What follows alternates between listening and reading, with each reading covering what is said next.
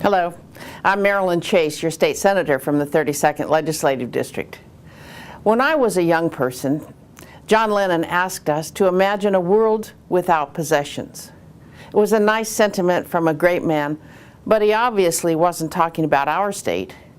We need a world, or at least a state, in which people purchase many possessions.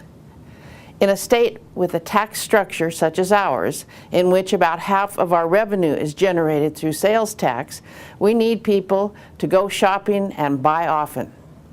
Our economic recovery depends upon the consumer's ability to purchase and consume durable goods over and above the basic necessities.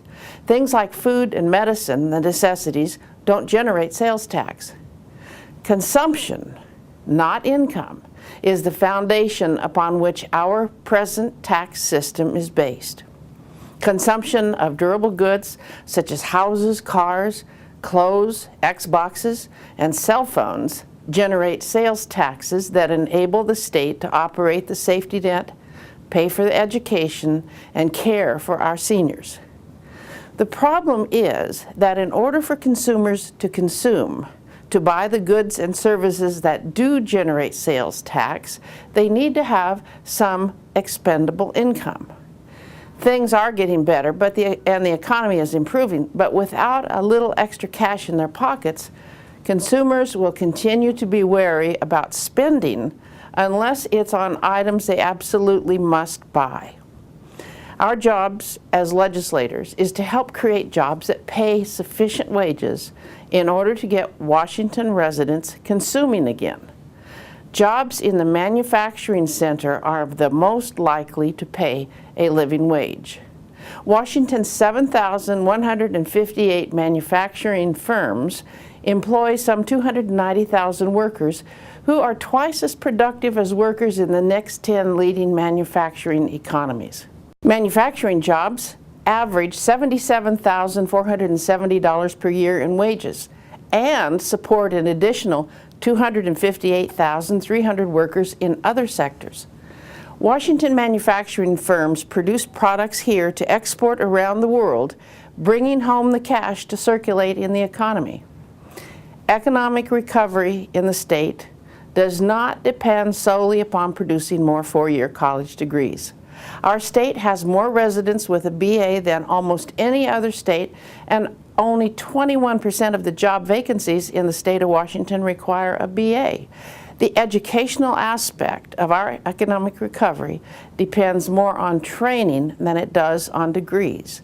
To work in the high-paying manufacturing sector, workers need to train themselves in advanced manufacturing techniques such as Lean and Six Sigma, which might take a quarter or two at the community colleges.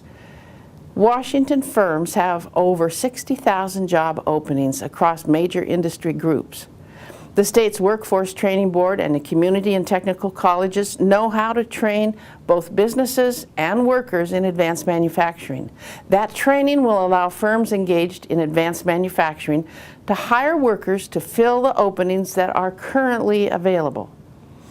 Replenishing the operating funds needed by the state, county, and city governments all across our state requires consumption on a broad statewide scale. It requires all 6 million of us to consume and increase our ownership of the durable goods on which we pay sales taxes. Sufficient consumption must take place in every community if we are to provide the government services we all consume.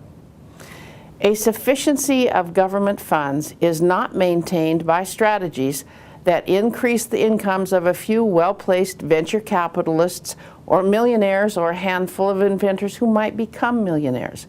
That strategy is a race to the bottom. It does not generate cash for economic recovery because our state does not tax income. Sufficient funds also are not achieved by creating minimum or low-wage jobs. The people who have those jobs are just trying to get by and provide for their families. They are not purchasing cars or computers. And millionaires cannot consume in sufficient volume to replenish the state's general fund either.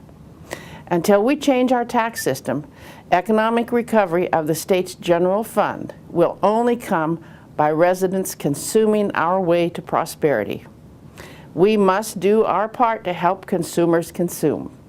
That's all for this week. As always, please contact me with any questions, comments, or concerns. My information is at the bottom of your screen. Thanks for watching.